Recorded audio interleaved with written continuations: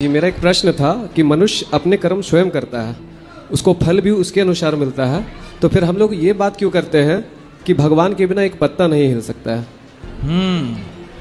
आप भगवान को नहीं मानते? बिल्कुल मानता हूँ गुरुजी।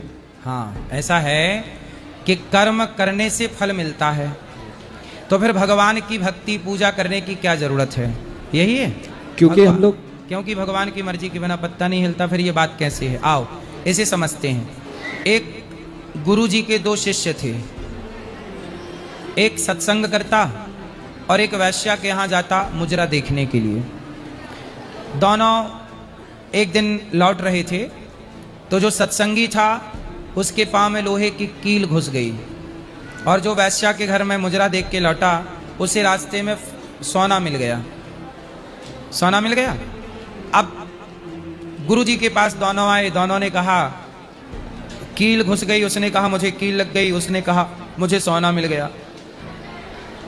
तो अब जिसके पाँव में कील लगी उसने अपने गुरुजी से कहा कि गुरुजी, ईश्वर का न्याय तो बड़ा गलत है। मैं मंदिर जाता हूँ, सत्संग करता हूँ, तो मुझे देखो कील घुस गई पाँव में, और वो गलत काम कर रहा है, वैश्या का उसे सोना मिल गया।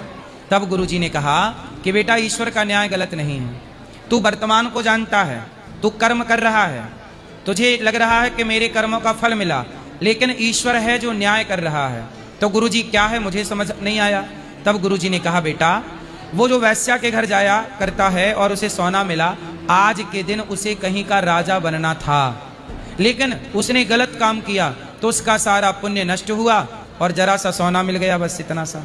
और आज के दिन तुझे मरना था, लेकिन तेरी मृत्यु को तूने भक्ति की, सत्संग किया, तो तेरी मृत्यु को भगवान ने एक लोहे की कील घुसा के लोहे की कील में तब्दील कर दिया, और तेरी मृत्यु टल गई लोहे की कील से। मरना था तुझे, तो तू कर्म तो कर रहा है, लेकिन एक बात याद रखना कि जब हम कर्म करते हैं तो हमारे कर्मों का फल कौन देता है? गीता में भगवान ने क्या कहा? कर्मण्येवाधिकारस्ते मा फलेषु कदाचन। तू कर्म कर भाई, कर्म हम करें, फल कौन देगा? भगवान। फिर इसलिए भगवान कहते हैं तू अच्छा कर्म करता चल, तो तेरे भाग्य में मैं अच्छा लिखता चलूंगा। यदि तूने बुरा कर्म किया है तो तू बुरा कर, फिर जो लिखा है वही होगा, क्योंकि लिखा तो तेरे कर्मों के कारण मैंने ही लिखा है।